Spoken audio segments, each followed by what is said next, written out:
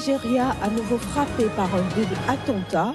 Il a été perpétré vendredi près de Abuja, faisant plusieurs morts.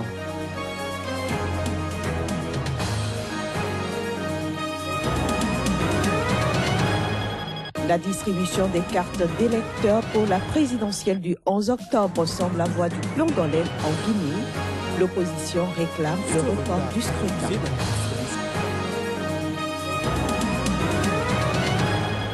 Enfin, les journalistes ouest-africains sont en formation à Dakar au Sénégal. Ils renforcent leur capacité sur la promotion et la conduite de processus électoraux pacifiques.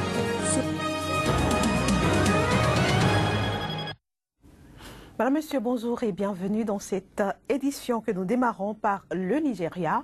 Au moins 15 personnes ont été tuées et 41 blessées par deux explosions qui ont frappé notamment les faubourgs de Abuja, la capitale. C'est ce qu'a annoncé ce samedi matin l'Agence nationale de gestion des urgences. Voici les images.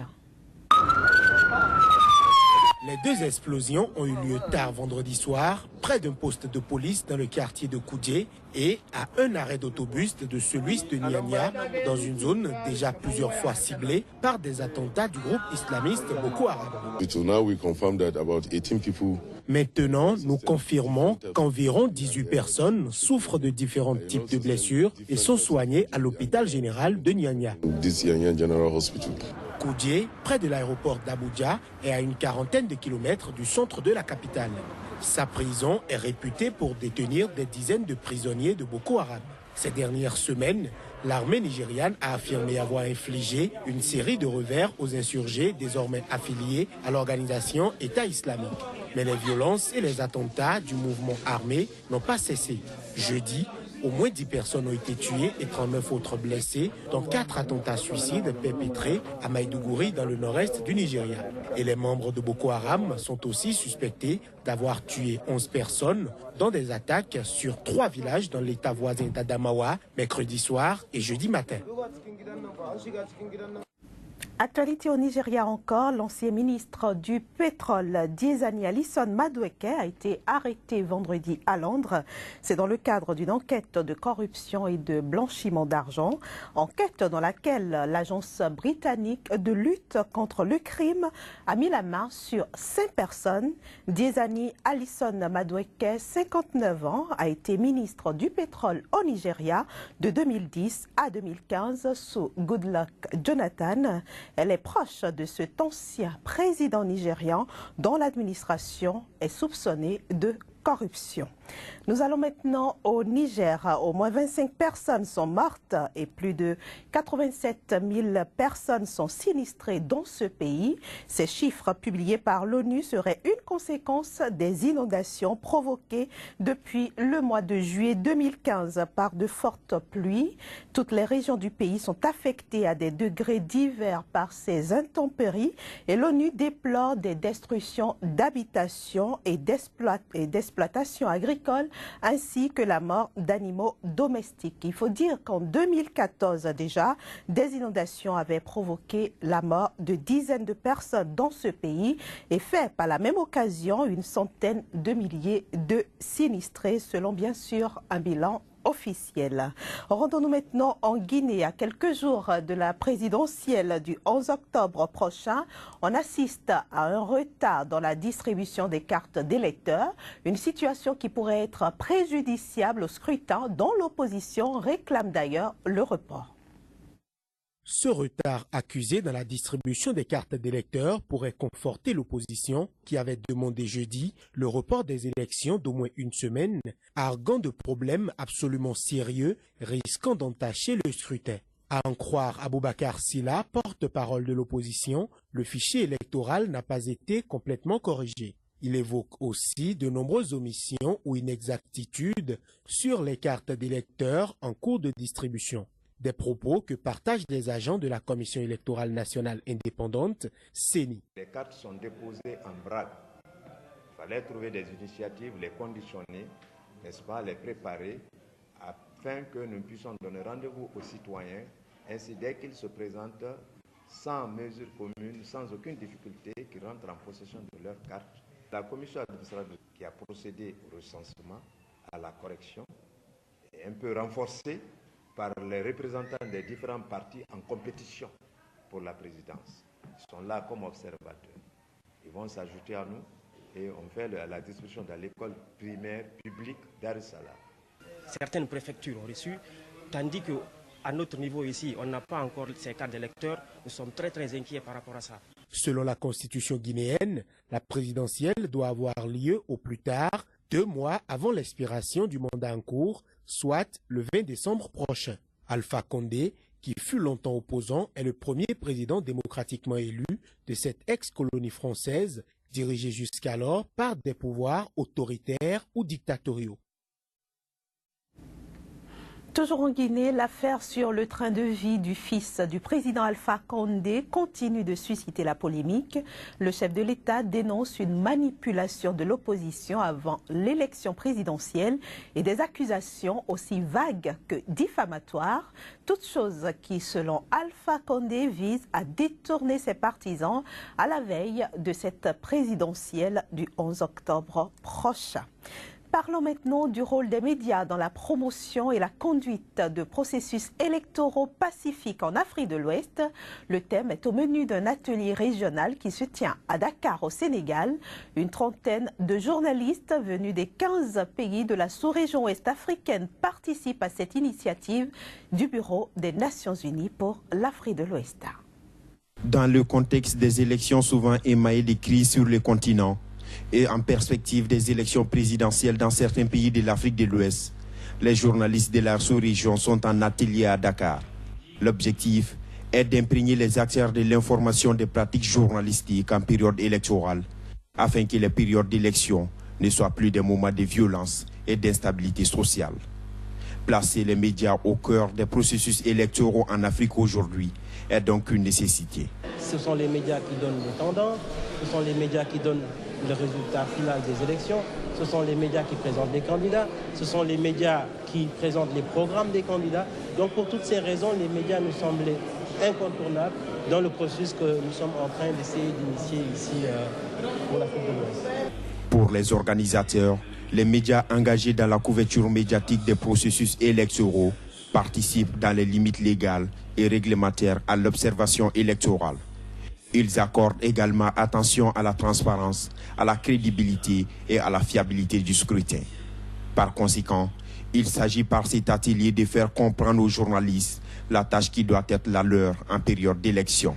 Les médias, ils ont un pouvoir, je pense, important dans tous les aspects de la vie politique et de la vie quotidienne. Mais au moment des élections, il y a, si vous voulez, une tension beaucoup plus forte, la nécessité de faire passer des messages clairs, justes, impartiels, qui n'encouragent pas la haine, mais qui encouragent le respect. Ça veut dire que le média a vraiment un rôle énormément important et c'est pour ça que cet atelier a pour nous une importance radicale. Cette rencontre, placée sous les thématiques rôle des médias dans la promotion et la conduite des processus électoraux pacifiques en Afrique de l'Ouest, n'est pas une première. Elle est la continuité d'actions entreprises par le Bureau régional des Nations Unies pour l'Afrique de l'Ouest et ses partenaires, tels que l'Organisation internationale de la francophonie, afin de faire en sorte que la région ne puisse à nouveau connaître la crise post-électorale comme celle de 2010 en Côte d'Ivoire. En République démocratique du Congo, le départ de l'ex-gouverneur de la province du Katanga du parti présidentiel ne cesse de susciter des réactions. Dans sa déclaration, Moïse Katumbi dénonce ce qui serait selon lui des manœuvres politiques tendant à retarder les élections. La démission de ce poids lourd et proche collaborateur de Joseph Kabila a fait l'objet de diverses réactions dans les rues de Kinshasa. Voici le compte-rendu de Yeyet Mavenga, notre correspondant sur place. Moïse Katumbi, grande figure politique de la majorité présidentielle, s'est désolidarisé de ses frères politiques. Informations relayées dans la presse congolaise et étrangère. Cela ne cesse de susciter des réactions dans l'opinion publique. Beaucoup saluent le courage du gouverneur de l'ex-province qu'il préfère. Moi, je crois que ma réaction par rapport à Moïse Katumbi, c'est un acte de bravoure, un acte de courage que je débute toujours encourager les autres. S'ils sont sentis lésés, ils peuvent toujours démissionner par rapport à un comportement. À mon avis, ce n'est pas un problème. Quand il a quitté, il va choisir ce qu'il va faire. C'est ça. Mais la politique de notre pays, vraiment, ce n'est pas bon. Ce n'est pas bon.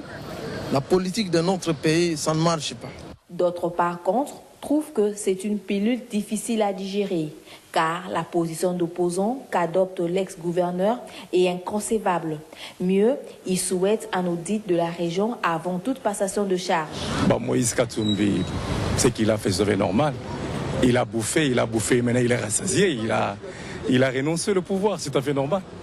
Quand quelqu'un est rassasié, ce qu'il a fait, c'est ça, c'est tout à fait normal. Il n'a jamais été opposant, c'est un marionnette, laissez-moi le terme de le dire ainsi. Signalant que Moïse Katumbi jusque-là se réserve d'annoncer ses intentions à l'issue de cette démission. Direction maintenant le Bénin où les formations politiques préparent activement la prochaine élection présidentielle. C'est en tout cas le cas du Front républicain pour une alternative patriotique qui, au terme de son 2e congrès ordinaire, devient le Front républicain du Bénin. Reportage. La veille de la présidentielle de 2016 au Bénin bouscule les formations politiques. Du congrès statutaire à l'université d'été, personne ne veut rester en marge de l'événement. En congrès ordinaire, le Front républicain pour une alternative patriotique a changé de dénomination. Mais ayant participé aux actions du pouvoir finissant, il tire les grands enseignements. Aujourd'hui, le FRAP ne peut pas aller dire nous nous opposons à tout ce qui s'est passé. Au contraire, moi personnellement, je dis que nous devons assumer. Nous devons assumer les résultats auxquels nous avons abouti.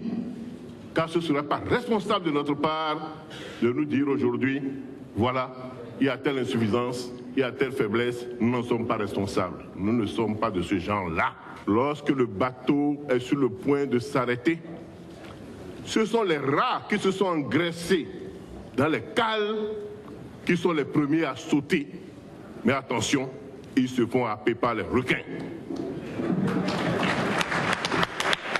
La fin du mandat fait naître des ambitions de part et d'autre. Les suspicions sont grandes et les frustrations au quotidien. Les amis politiques du FRAP sont inspirés à l'occasion pour dénoncer le fait. Les forces politiques et les personnalités sont écartées arbitrairement de leurs prérogatives statutaires et soumises à la brutalité dictatoriale d'une minorité prédatrice, arrogante, devenue trop riche, trop vite, et donc insolente. Qu'avons-nous fait, qu'avons-nous transformé dans le pays? Avons-nous réussi à transformer la vie des Béninois et des Béninoises? Il est grand temps que le FRAP cesse de tenir les cornes et que des illustres inconnus au bataillon de combat soient là à traire le lait.